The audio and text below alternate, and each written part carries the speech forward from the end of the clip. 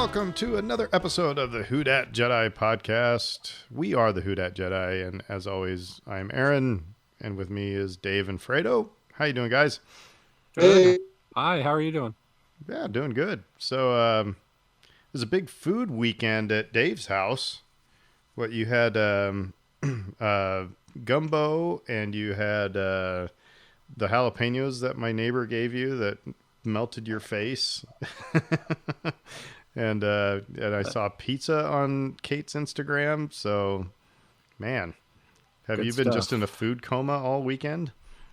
Yeah, we've been trying to get our step count up too, so that we don't just fall into a coma. But it's been nice. We've been cooking a lot and spending time together doing that. So. Well, I used the some of those jalapenos. First of all, well, yesterday I made just some normal jalapeno poppers in the air fryer, and it was awesome. By the way, I got this air fryer for Christmas, and it's like, best thing since sliced bread. But however, the best thing that I've made next to the buffalo wings is in where we lived in Nebraska. This brewery had an appetizer. The brewery was called Thunderhead Brewing, and you're gonna love the name of this. They had Thunderballs. McConkey. And what Thunderballs are is a piece of chicken breast, slice of jalapeno, pepper jack cheese, wrapped in bacon, fried. And I make those in the air fryer now, and they are awesome. So they're like perfect football viewing food. Well, yeah, it's just totally engulfed in bacon, But the thing was that this brewery got rid of their fryers at one point, and they decided their niche was going to be wood burning stoves. So they made pizzas. So we couldn't have the Thunderballs anymore, but they made that into a pizza. Thunderball pizza.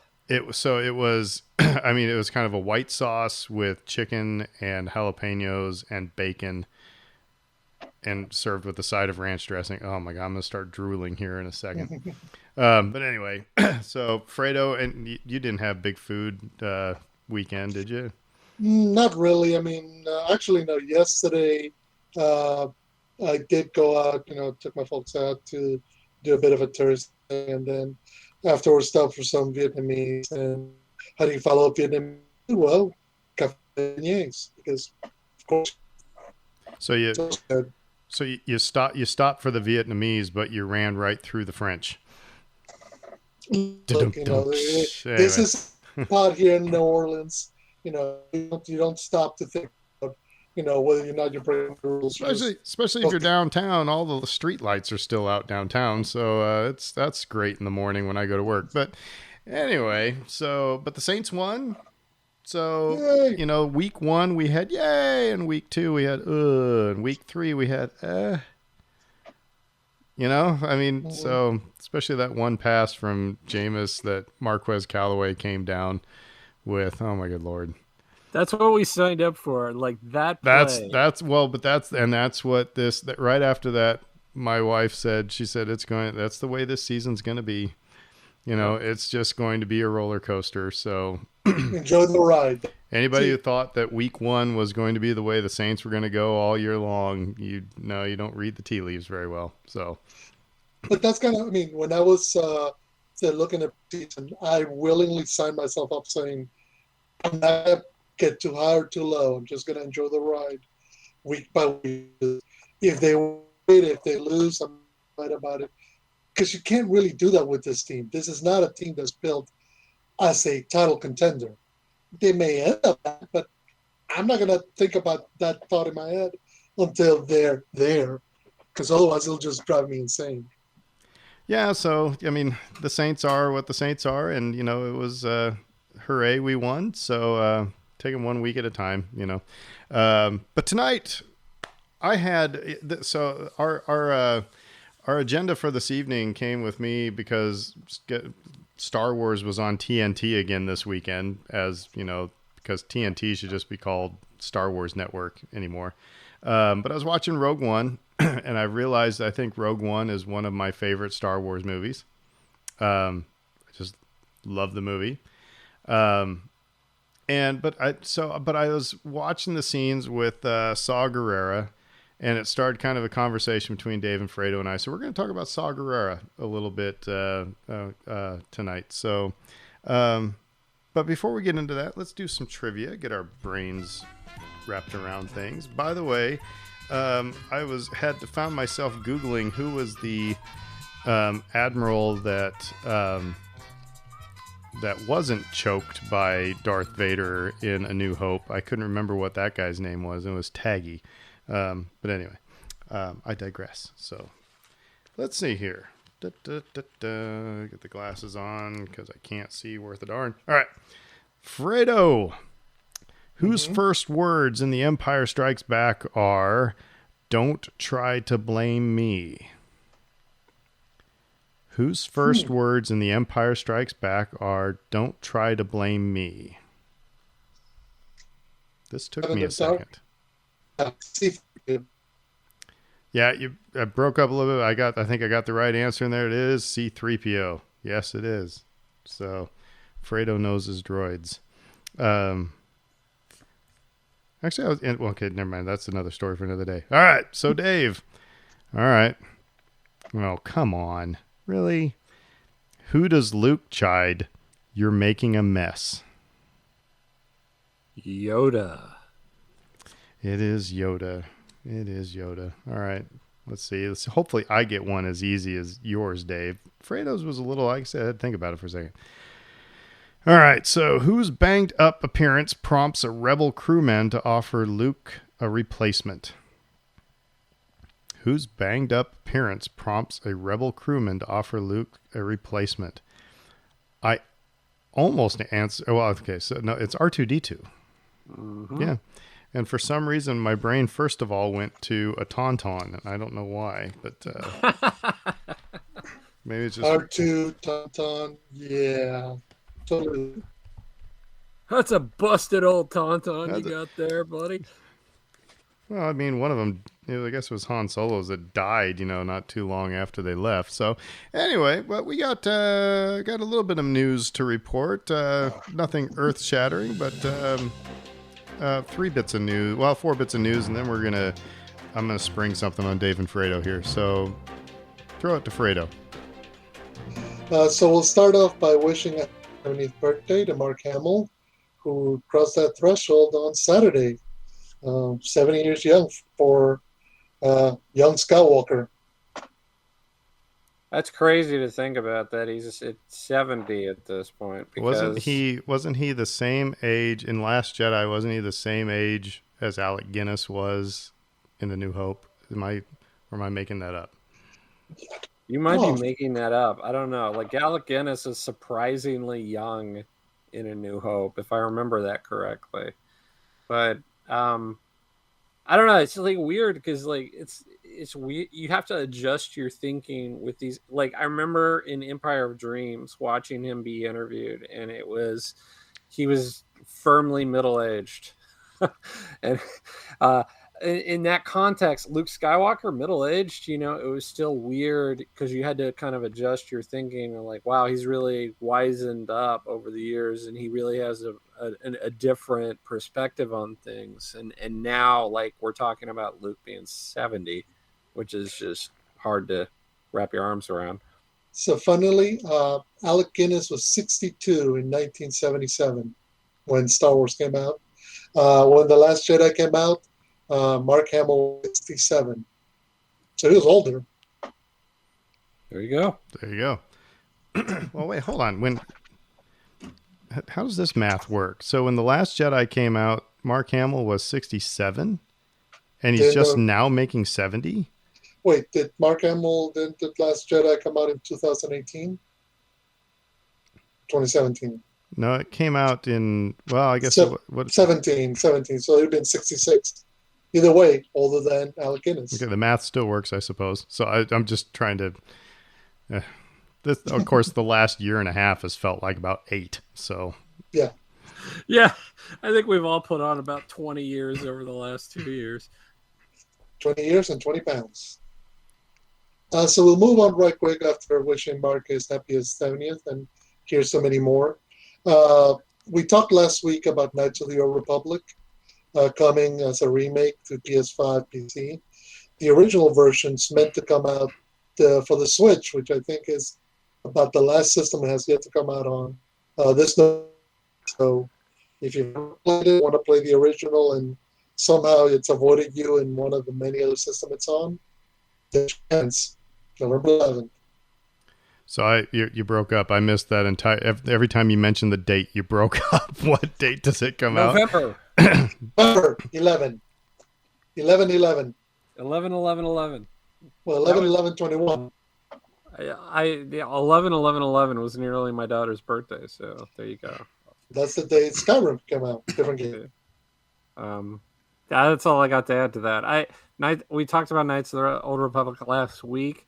Circle back and listen to last week's show if you want to hear us wax poetic about it. It's a really good game. It's an important game. It's probably the best Star Wars game that's ever been released. So, yay! People are going to have the opportunity to play this really awesome game. So, that's a good thing. Yeah. Moving on then right quick from that, we'll mention that there's a nice interview on Variety, with the producers and creators of Star Wars Visions. They talk about how the project came to be, how the idea kind of kicked about for a while before really Disney Plus is kind of the medium that allowed them to bring it together, because they weren't necessarily sure they wanted to do Star Wars anime as a movie or a series, invest all that effort. They did ask the producer, name escapes me right now. Trying to remember the name now. That's why God created Google. People can Google it. That is right. And I mean, I'm looking at the art right now.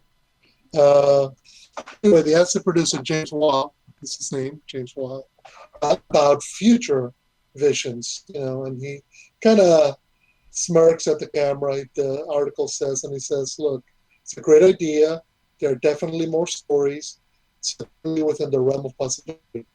It's nothing that we actually have in active production at the moment.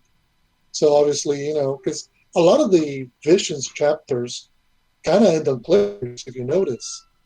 A lot of them leave kind of like that's the opening chapter of a future story, whether it's Tatooine Rhapsody or The Ninth Jedi or the Village Bride.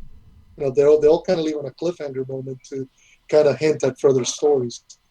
So I wonder if some of them maybe branch off onto their own thing, or if we see further chapters in future Visions. All right, so as I'm getting through, I'm slowly chugging through Visions, and something dawned on me today as I was watching, because one of the animation styles was G.I. Joe made by a Japanese production company, because the animation for the Village Bride looked like a G.I. Joe episode. No, actually, I believe G.I. Joe was actually it was developed by an American studio. Yeah, actually developed by an American studio, although they borrowed a lot of animation from Japanese influences. Well, so I'm not totally nuts. I was like, no, they're not. This is looking like Flint and Lady J here for a while, but whatever. So, cool. All right. Those cartoons from the 80s borrowed a lot of influence. Like Transformers in particular, if you think back to Transformers, that was, you watch the movie, it's like gorgeous animation at times. Yeah. And it's kind of reminiscent of some of the anime that was making the rounds in that time period. You think about Akira and some of the other major pieces of art. It's again, I'm not sitting here trying to say Transformers is high art, but it's just watching it from an aesthetic perspective, you're going to probably enjoy it quite a bit. I will tell you that I would take animated Transformers over the Michael Bay Transformers every day of the week and twice on Yeah. Sunday. I have never been so more confused in a movie than I was when I was watching the first Transformer, because it was like when the two robots would be fighting, it's like you don't know who to root for. It's just all of a sudden this like blob of metal. It's like, what the hell is going on here? So, It's really important in action movies is to be able to tell what you're seeing. Just like honestly, just from a visual perspective, being able to follow this move, well, the next move, and like you said, all the robots look the same, and so it was like a gear here and an arm here and a leg here, but you didn't know what belonged to who. and I Was, think yeah, I'm with you. it was either Screen Crush or Screen Rant that was talking about Shang-Chi, and that's what, it's like the final battle in Shang-Chi. It's like you can tell the good guys to the bad guys because of the color, the uniforms they were wearing, right? And they were saying they wonder if that was taking customer feedback from Endgame, because the last battle in Endgame, it's like that. It's kind of like Transformers, really. It's like you just have this mob of, stuff. It's like, okay, okay, yeah, I should be rooting for that guy. So anyway, but Shang-Chi makes it a little bit more discernible to the eye. But yes, sorry, I didn't mean to get off on a Transformers tangent there, but it is what it is. These are the choices that filmmakers have to make. I mean, like up front, and it's really critical when you're talking about just designing people's outfits. It's like, well, I have to make a choice that will impact how someone can read the final battle later on in the movie. So it's like, okay, they all have to look a certain way so that we can discern them from their opponent. Yeah, no, like absolutely intentional and critical. Because otherwise, you're going to be sitting there at the end, and you're like, "What's going on? I don't see it." And it does tell me that that people don't have a person in the room that will say, "No, I don't get it." To be that every man, whatever, every woman or whatever, to say no, everybody else is like, "Oh, this is the greatest thing ever," and somebody says, "I don't know who to root for." They're the people who are going to go flame you on Twitter. So anyway, sorry, throw it over to Fredo. Back to the news. Yeah, no, it's pretty good. And then just right quick, 2 bits of quick filming news. It was confirmed by Ewan McGregor and Diego Luna in different situations that both Obi-Wan Kenobi and Cassian Andor have completed principal photography and filming. Ewan McGregor's crew are now in images online. Their wrap gifts, their shirts and caps, and all showing their creation that they got from the production team, and they're kind of hinting at some familiar faces that we're going to see in this show. Also saying that, you can talk about this project a bit different because there's no spoiling the ending. We know what its ending is going to be. It's called Rogue One. Or Rebels. Also true. Yeah. No. Okay. So a little personal story here. The day I got to work at Lucasfilm and we got to go to the Lucasfilm company store, I actually got a T-shirt and a koozie that were gifts to the Episode 7 production crew. And also because all the extras that they had, they just stocked the company store with, and so I've got an Episode 7 crew T-shirt and a koozie. So, and they had actually some other ones. They had like leather jackets that had the First Order patch on the side. And when I came home, I said, "Yeah, I just got the T-shirt and the koozie, but they had this cool leather jacket." Britt said, "Why didn't you get the jacket?" I was like, "Because I wanted to be fiscally responsible. Why didn't you tell me this before I went?" So, anyway, but yeah, that's what they do with all that stuff. So, yeah. That's not the place to be fiscally responsible. So, all right. So we're talking about Obi-Wan here. And you're correct, Fredo, but where were you back then? So I've been thinking about this on Obi-Wan, because Kathleen Kennedy said that Hayden Christensen is coming back for the rematch of the century. Okay. So Kathleen Kennedy said that Obi-Wan and Vader are going to fight. I mean, That's she said for the rematch. I think it was at the D23 thing that she said for the rematch of the century. Mhm. So I'm going to ask a rhetorical question. Don't answer it because then I'm going to get into my theory here. So do you think that they are actually going to battle? And here's my theory, because one of my favorite arcs in the Clone Wars is when Yoda is hearing Qui-Gon Jinn's voice and he travels around and gets trained by the spooky alien ladies to in how he can, keep his consciousness beyond death. He's basically getting that training that then at the end of Revenge of the Sith, he tells Obi-Wan, I'll teach you how to commune with him. So I still think that a chunk of this story that's going to come up is about Obi-Wan's training to be able to do that in A New Hope when he gets cut down by Vader.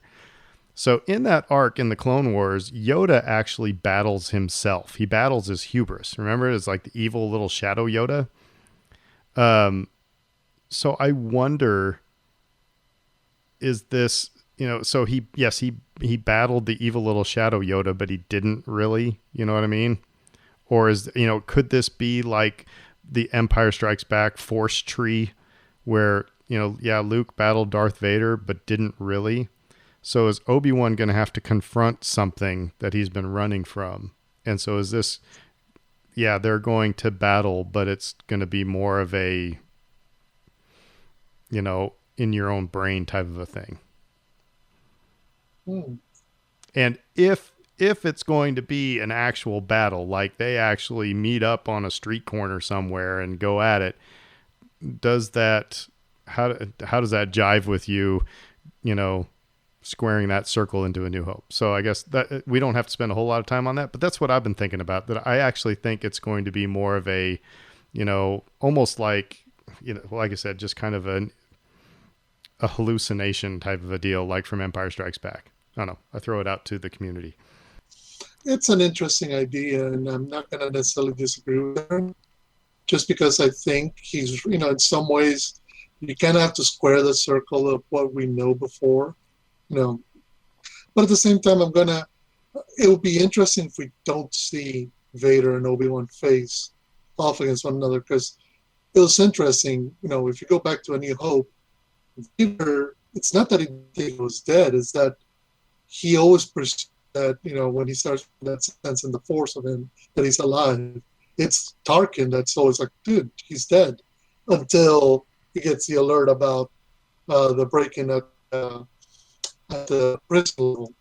So it wouldn't surprise me if they do come together at some point, and maybe Vader comes away thinking that he did kill him. See, I always took that because there's the line in there. He didn't say no, he's dead. He's like, no, you're the last of that religion, because the emperor purged all the Jedi. Up. So I always thought that Tarkin was just like, he's assuming, but it's like, we got all the Jedi. And again, I mean, Luke and Vader technically battled twice in Empire. So anyway, Dave, I'll throw it to you. Mm-hmm. It's interesting. The thing about Obi-Wan that I've always found really interesting, and like I've always gravitated to that character in particular. Full disclosure, he's one of my favorite characters in the whole thing. So, like, this is like Christmas. This is candy and Christmas stuff for me. Obi-Wan series. He doesn't have one antagonist. And that's what I've always kind of found really interesting about this guy, is like he kind of gets beat to crap. So he's got this like caged tiger Maul bent on vengeance chasing him across the galaxy. And then he's got his former apprentice who just hates his guts because he cut him down in his prime and denied him his future. And so like he's got two sociopaths who essentially just want to tear him limb from limb. And the subtext of that is enough in and of itself, but then you've got him also trying to look after Luke and keep a low profile. And so I just think there's a lot of dramatic tension to be mined there. So like above and beyond, it's like, well, are they going to square off? Are we going to get the battle? It's like, I'm not sure that that's critical to the success of the series ultimately, because like you can just mine this man's emotional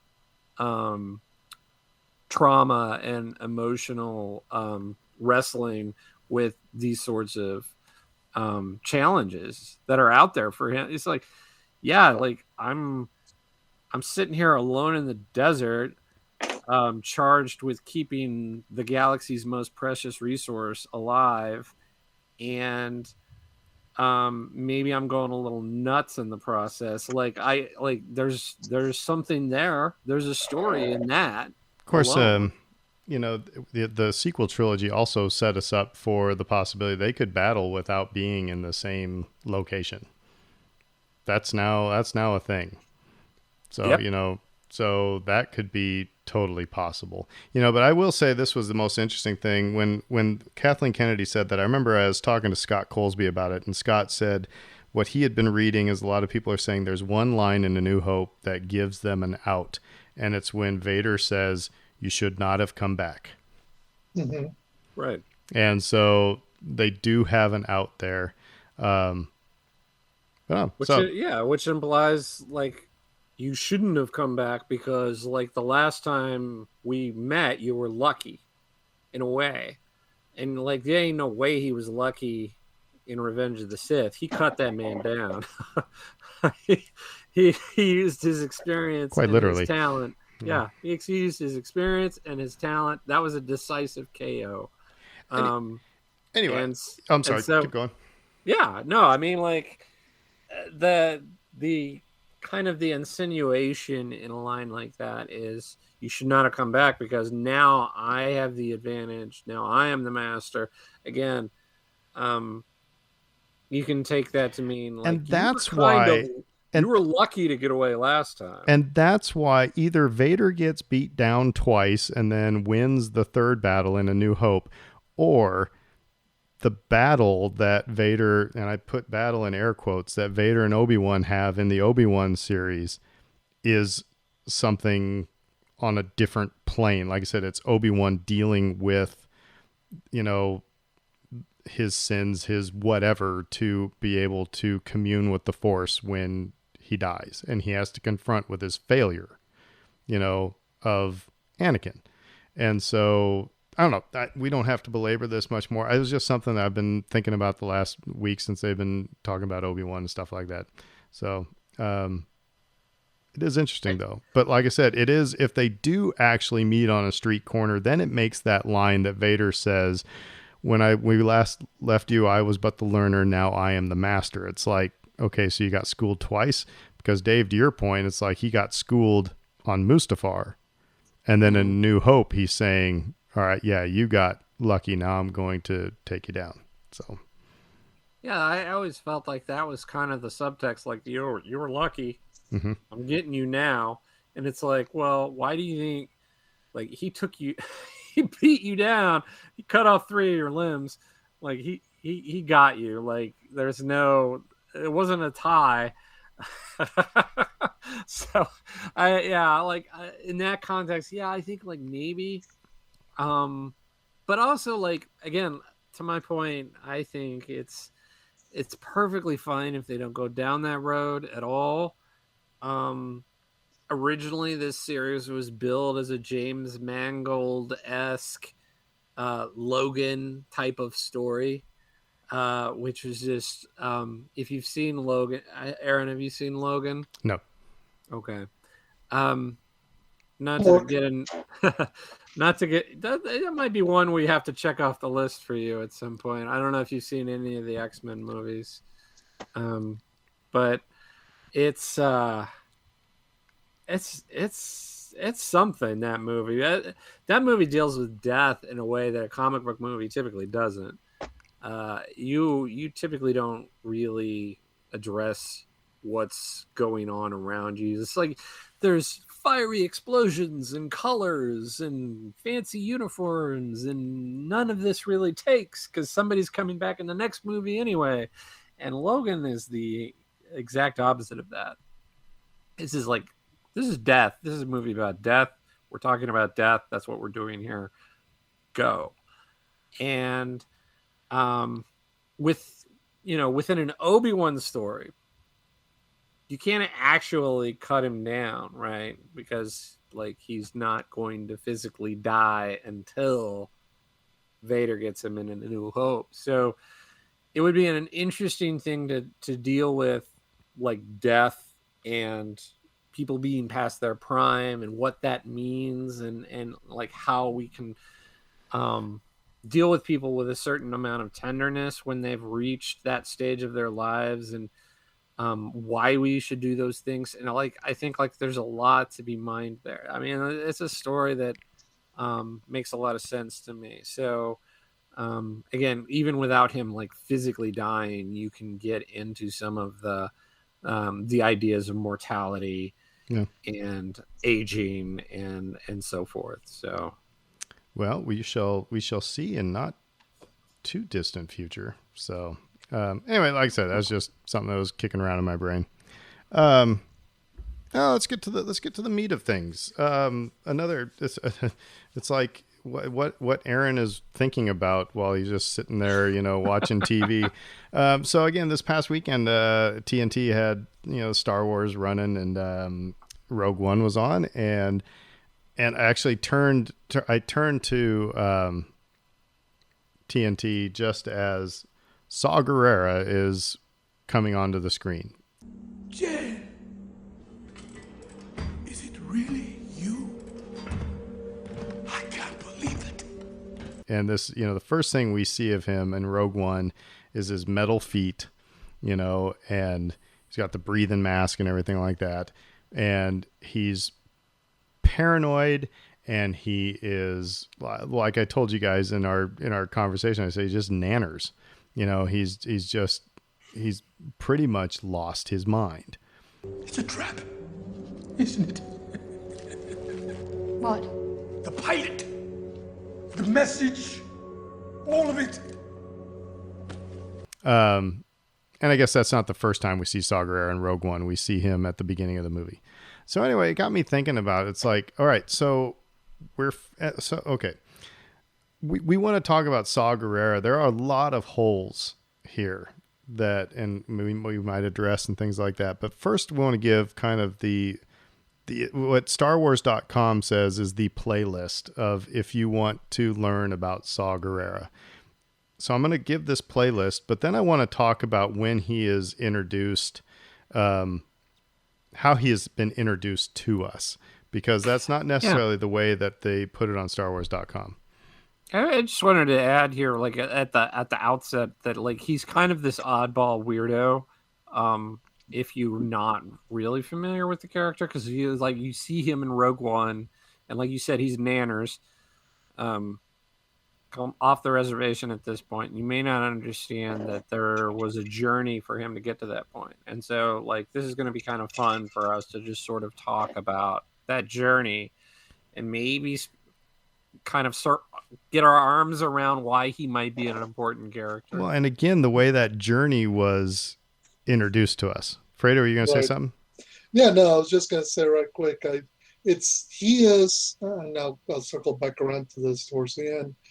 He was a character that I wasn't aware of until Rogue One.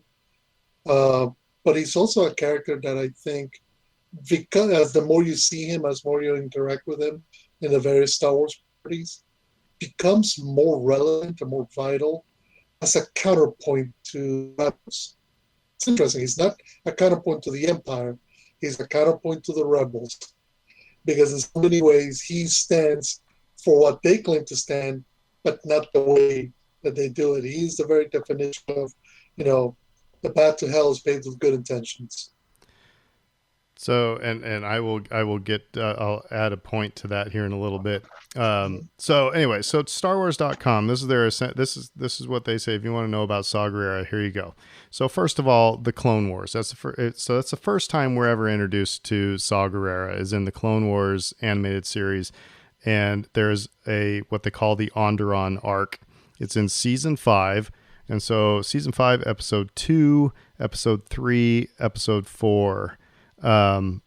So that's when Anakin and Obi-Wan and Ahsoka and Rex go and start training these so this is what they're talking about. You know, there's actually I was watching the first one today, and Obi-Wan says that sounds like terrorism, and Anakin says, well, no, they're insurgents.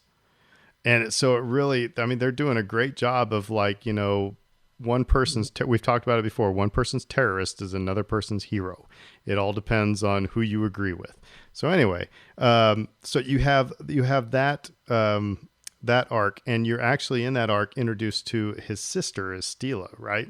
Yeah. Right. And so there's that element of it as well. The next thing they have listed here is the book Rogue One Catalyst by James Luceno. Either one of you guys read this one? Nope. I have, yeah. Okay, so maybe you'll be able to talk about this one here in a little bit. Next one is the novel Rebel Rising by Beth Revis. It says Saw Gerrera takes Jyn Erso under his wing, and the book tells the tale of their time together fighting the Empire in every way they can. And then number 4, they said, is Star Wars Rebels, The Honorable Ones. And though Saw doesn't appear in the episode personally, it offers a shocking window into the sort of treatment Imperials received at his hands, because Kallus does mention Saw Gerrera in that episode. But number 5, Star Wars Rebels, season 3, episodes 12 and 13. That's Ghosts of Geonosis, and they hook up with Saw on Geonosis. Then in the 6th one they have here is Rogue One, and that's where their list ends. Now there's more for Saw Gerrera, because Rebels gets back. We get Saw again in the final season, I believe. And then we also get Saw in The Bad Batch, in the first episode of The Bad Batch. Mm-hmm. So, like I said, this list jumps around, and the animated series, we're always getting at a specific point in time of Saw's life, but it's sometimes in the future, sometimes in the past. You know what I mean? It's really disjunct how we've been introduced to Saw. You know, we've been jumping around like Marty McFly in the DeLorean. So I guess, you know, all the while we know Saw is he is a rebel. He doesn't have many rules. It's, you know, anything goes. And all he is consumed with defeating the Empire. And the thing that struck me, and I told you guys, and then I'll shut up a little bit, we can just kind of start the conversation, was in Rogue One, spoiler alert, he dies without even coming close to seeing any fruits of his life's mission. The Empire is at their strongest. They're destroying the planet that he is on, and he just chooses he just gets blowed up. And so, and it's like, is that what, like I said, is that what made him go nanners? You know, it's like his life's ambition and goal became further and further and further away from his reach. So I don't know where we want to start this conversation on Saw Gerrera. I would like to hear about Dave, maybe in Catalyst, what they hit on there. You know what's interesting about Catalyst is that it sort of continues this theme in the other media that we don't get a real clear picture of him, and we get more of a unreliable narrator picture of him. We often see him through the Empire's eyes. We've seen that in Bad Batch recently, where everybody on the Empire is aware of him and they just paint him as this terrorist. And like, that's not necessarily a complete picture of what he is, given what we saw in Rebels in particular, where again, a lot of the people in the rebellion didn't approve of his methods, and they, like, we don't want to be associated with this guy. But at the same time, you see him make moral choices. I'm thinking specifically back to like when the Geonosian, like, he's downright abusive and awful through like most of that arc, but then at the by the end of it, he's like, yeah, okay, we're not gonna commit genocide here. At least that's how I remember it. Hopefully I'm not like misremembering that. No, but, you're not wrong. You're not no, yeah. But it's like, so like he gets painted as like this crazy awful terrorist, and I'm sure he did like amazingly bad things that we haven't seen yet. And again, like, that's kind of where some of the interest lies, where I was like, well, we want to learn more about him. We want to learn more about some of these bad things that he's done, what kind of character he is, who he is as a person. But again, it's fascinating to me because that he constantly gets sort of presented through this biased lens, either through the Empire, who's like, he's an awful terrorist and we've got to kill him, or through the rebellion, who's kind of like, he's too extreme for us. He's not a part of what we're doing here. Well, and that gets to my point of, who's the good guy and who the bad guy depends on your own point of view. Mm-hmm. I mean, it's, and I think that's actually a point that is, I mean, there's so many things in the sequel, or not in the, but in the prequel trilogy, people get hung up on politics and stuff like that. But I mean, George Lucas is making a big point about war, and that it's, and especially when Anakin says, even though it's delivered in the worst acting ever, from my point of view, the Jedi are evil. It's like, well, you got a point. The Jedi were definitely corrupt, and they were operating out of hubris. They wanted to tell themselves that they were, operating from a good point, but it's like, yeah, you guys are kind of going against a lot of the things that you were set up to do. Anyway, and so Saw is one of those people, like you just said. It's like, he's a good guy depending on, because Ezra really agreed with his tactics, because Ezra was getting frustrated with all of the namby-pamby political crap that Mon Mothma was going through with, and he liked Saw being decisive. So the thing that really I want to know is, like, what happened between the last time we see him in Rebels and when we see him in Rogue One. That's not a lot of time spent, but at some point his legs get blowed off and he's got to use, a respirator. You mean between Clone Wars and... No, Rebels. No, Rebels. Oh, between Rebels. Okay. Because Rebels, when they're doing the Kyber crystal heist thing, he's not clunking around with a cane or on robot legs or breathing in a mask. He's got the big hair, but he's still pretty extreme minded though. He's very extreme, but I'm just saying physically something happened. Yeah. And again, so I think that's the other intriguing thing, is that there's a lot of storytelling that they could be doing, and maybe that's going to be season 2 of the Bad Batch. I don't know. By the way, in your rundown, well, that wouldn't work. Never mind. Just rewind.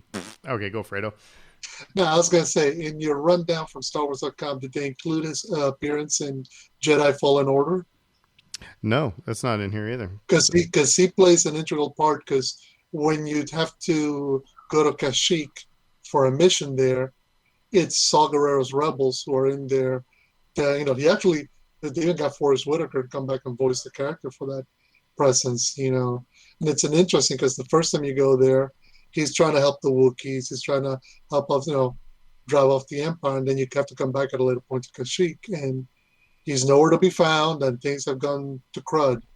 And basically, the long and short of it is he found or he couldn't achieve what he wanted, and he just moved on. So it's almost a juxtaposition with Saw Gerrera's character because he's very militaristic, very much an ends justify the means guy, but at the same time, he's not. But to your point right there, he is almost the exact same. He is the yin to Anakin's yang. Anakin was the same way in the Clone Wars, where it was like, we're taking too long. We gotta act. We gotta do X, Y, or Z. And so Darth Vader is that way, and Darth Vader is evil in our eyes. Whereas Saw Gerrera is of the same thing, but he's fighting on the right side. So we give him a pass. But something I would say is that in many ways, Saw is also a juxtaposition, like you're saying, a juxtaposition of Vader. I always thought it was interesting that there's certain characters along the journey of Star Wars, whether it was Grievous or Darth Maul or some of these other characters who blended the idea of man and machine, blended the idea of, okay, you're trying to achieve your goals no matter what, and they're going to take you down a dark road where you're going to lose a piece of your humanity, and some ways literally for some of these characters.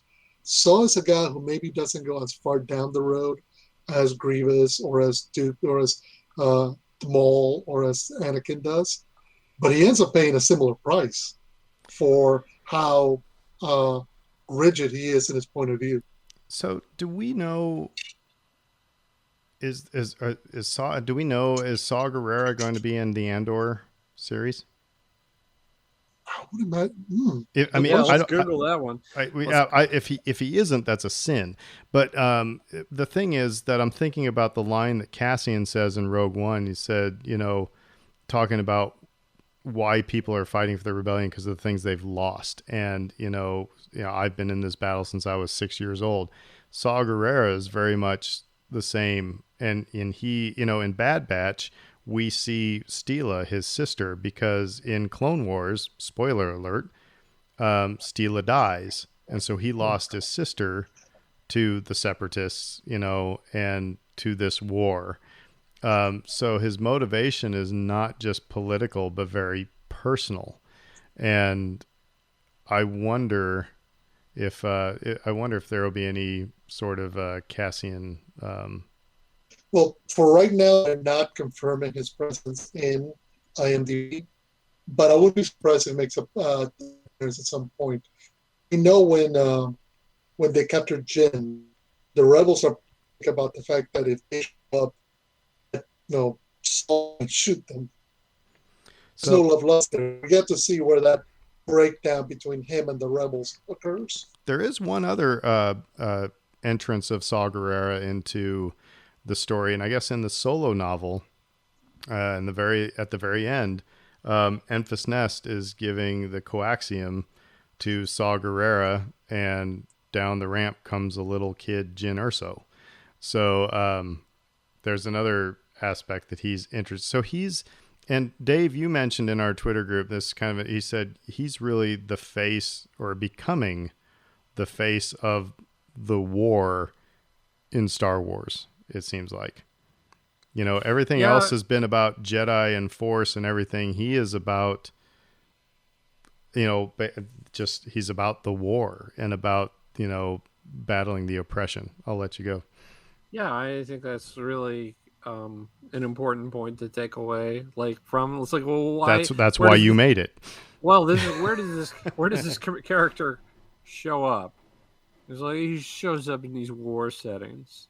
And it's a deliberate thing because this is a guy that shows you kind of the nasty underbelly of this. And I think like you were really sort of hinting at something important earlier, which is that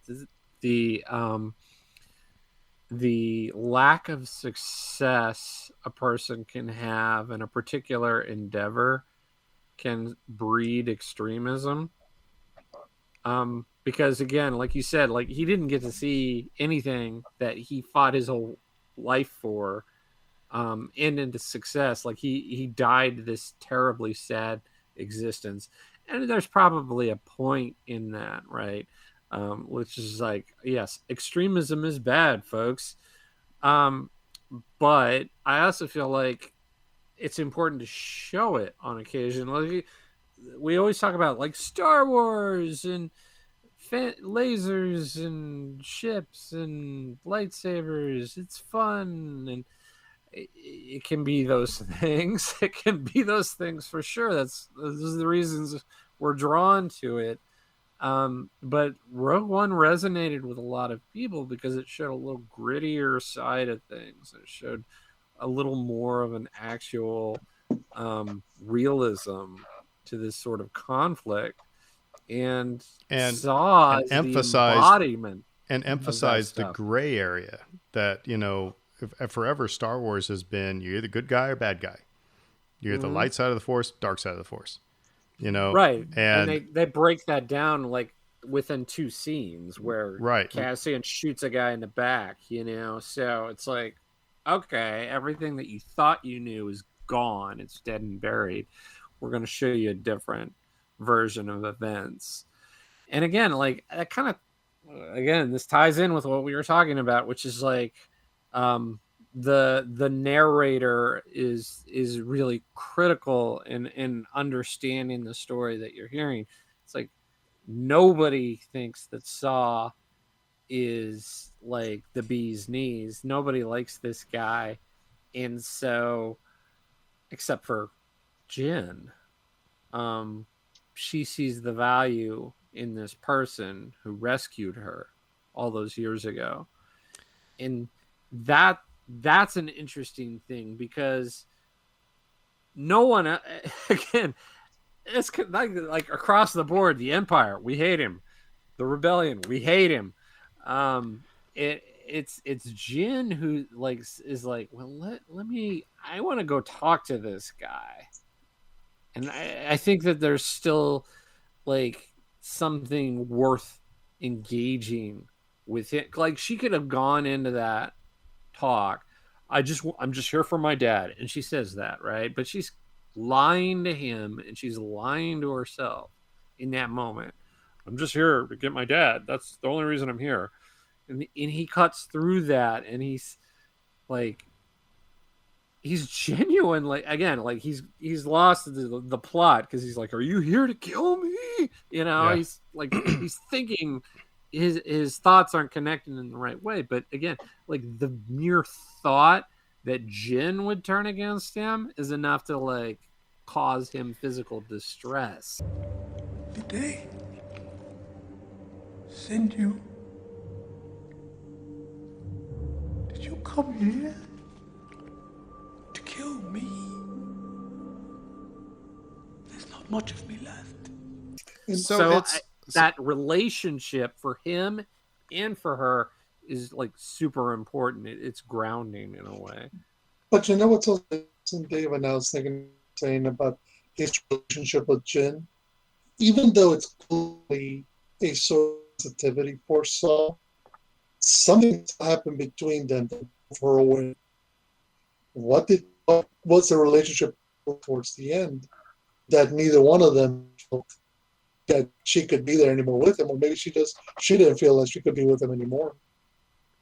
I mean, there's a history there, and it's an obvious thing that they make it very plain and clear that she's like, you put me as a child in a situation that was harmful, right? Mm-hmm. It was not good for me to be in that scenario, and you did that anyway.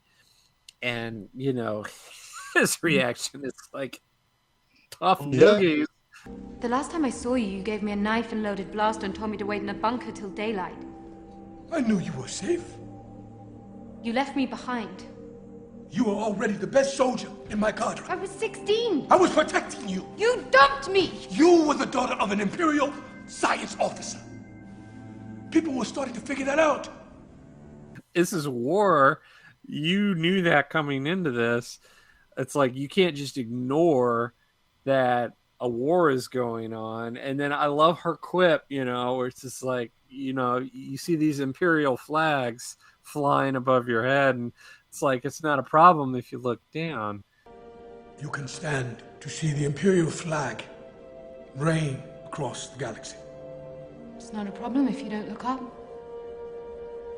And that reveals so much about her. But Saw, obviously we're supposed to be talking about Saw here, and it's like he could never in a million years just look down. No, like, again, I think the genesis of that character and like why he becomes an extremist is centered around losing his sister, clearly.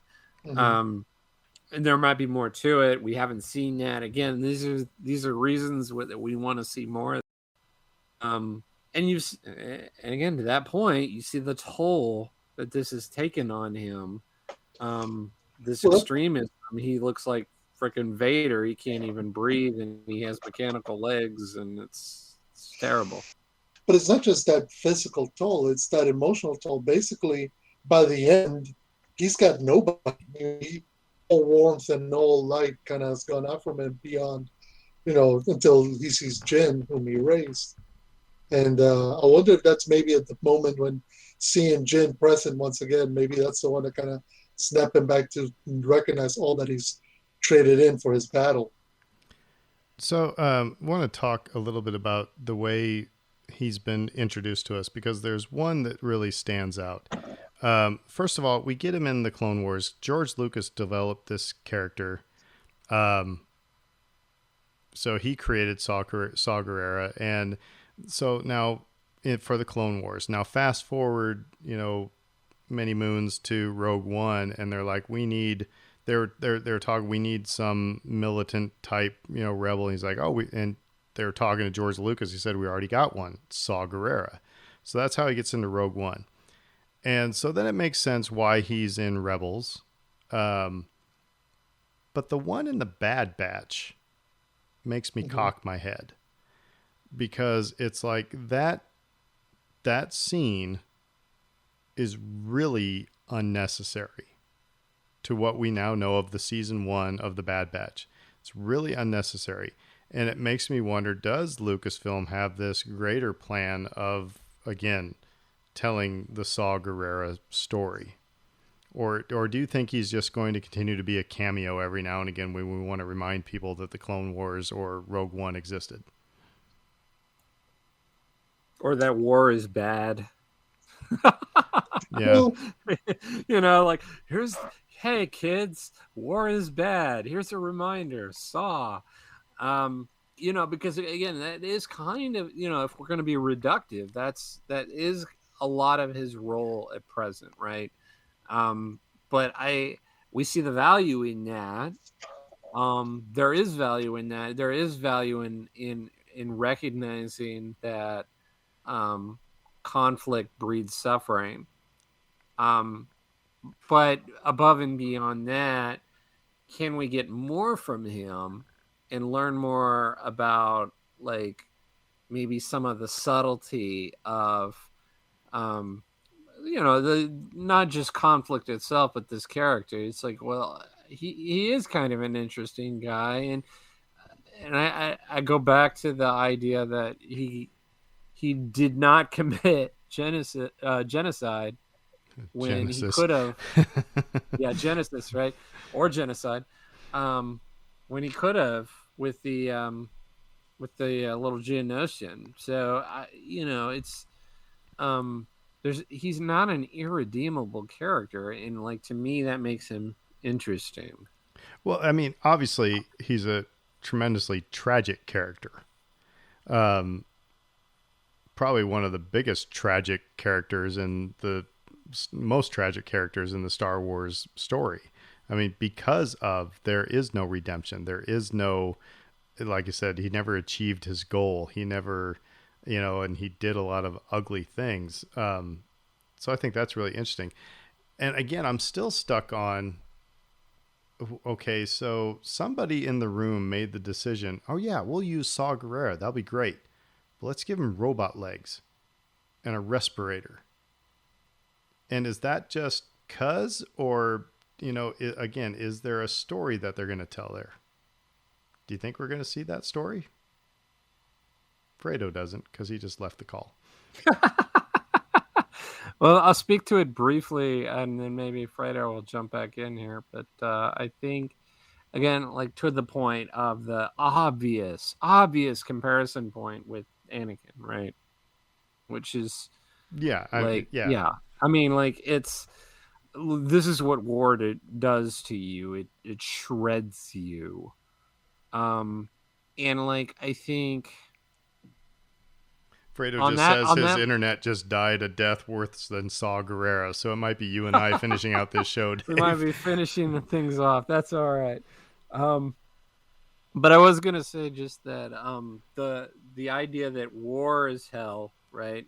And that not only that, but it is meant to be a reflection on Anakin himself and to remind us of the importance of that character and like what he has done and what he has gone through, etc. And I think like we talk about the rhyming of Star Wars. They do it all the time. How much of it is deliberate, we don't really know, but they some of it is. Well, and because they do it over and over and over again. We're going to reinforce this point for you, kids. It's like teaching. Well, in a way. And to your point about war, and and I'm not passing judgment on anybody, so please don't at me on Twitter. But I had a friend in church choir, and he was in Vietnam, and I don't know why we were. I remember it was at church choir rehearsal, and he started actually talking about his time in Vietnam, and he said the number of people that he killed. And so the point I'm going to say here is that, what Saw represents with, the, like what you were just talking about, is that no matter what your intentions are, when you go to war, you lose part of your humanity. And that's not a value judgment. It's just because you were forced to do horrible things. And, and I think that is what is being portrayed there. The other part of it, so to get away from that for a second, last episode you were talking about how you want Visions to kind of maybe get away from the Jedi and the Sith and the Force. Mm-hmm. I mean, Saw Gerrera and Rogue One is the closest thing that we've had to that. It's like, if they would have left out, I mean, the Kyber crystals were important. But if we would have left out Jin's mom saying, trust in the Force, and then Jin saying, may the Force be with us, we could have had a totally agnostic Star Wars movie. And I think that's an interesting storytelling that could happen. It's like, yeah, okay, the Force is there, but let's talk, and maybe that's what Andor is going to be. Let's talk about the war part of Star Wars. Yeah, I think I danced around that a little bit, but yeah, we've talked about it on the podcast before a little bit too, which is just like, do we really need lightsabers in everything? Because I don't feel like I need lightsabers in every Star Wars story. I just don't. And case in point, we watched the frickin' Ewok movie together. So, and I don't know if I'd even call that a Star Wars movie. But it exists. Yeah. And I enjoyed watching it with you. I don't necessarily need... Dave, we said we'd never talk about that. Oh, okay. I'm sorry. Too bad. It's out. The cat is out of the bag. But we watched the Ewok movie together. Oh no. But Star Wars is more than lightsabers and more than the Force and more than the Skywalkers. And so, like, for us, I think as a group, Saw Gerrera becomes an important character on that basis alone, because he has nothing to do with any of that. Well, and here's the deal also is that, and I think that again, I'm looking always at this, not from necessarily, I'm always kind of looking at it from a, how do we get ourselves out of this corner type of a move.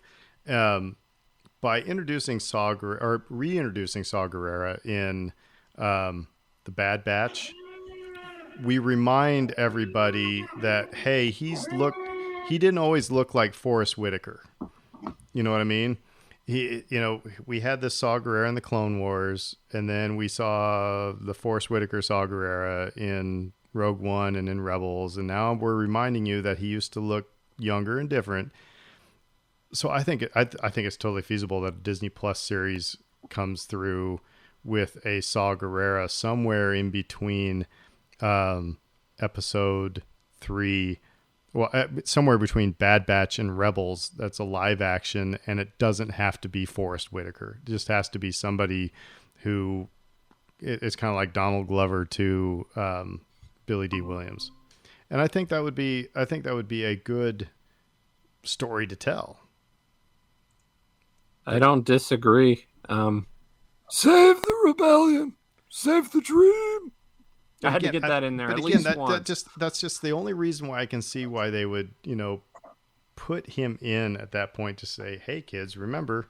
I mean, because as much crap as I give on this podcast to the Lucasfilm Story Group, they have to be thinking, 5 plays down the field, and not just what our next pass is going to be.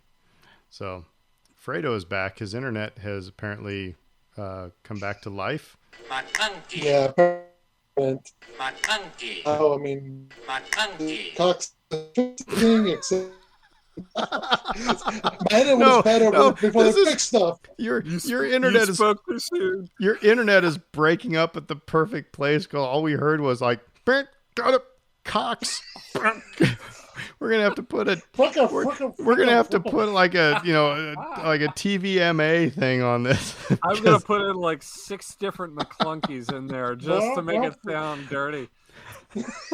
Actually, I think it sounds better if you don't put any McClunkies. But you might not be wrong. Fredo sounds like he has Tourette's. McClunky. Among other things. No, that's just Cox being awful. Any closing thoughts from you on Saw? I said at the beginning, he's an important character for what Star Wars is and it's going to be going forward.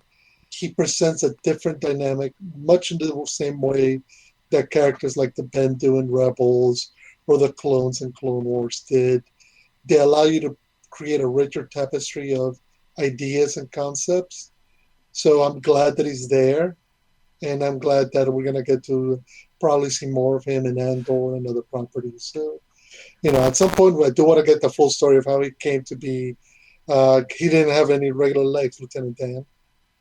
That's it for me. But there was just a long pause. I didn't know if your internet went out. So, Yep.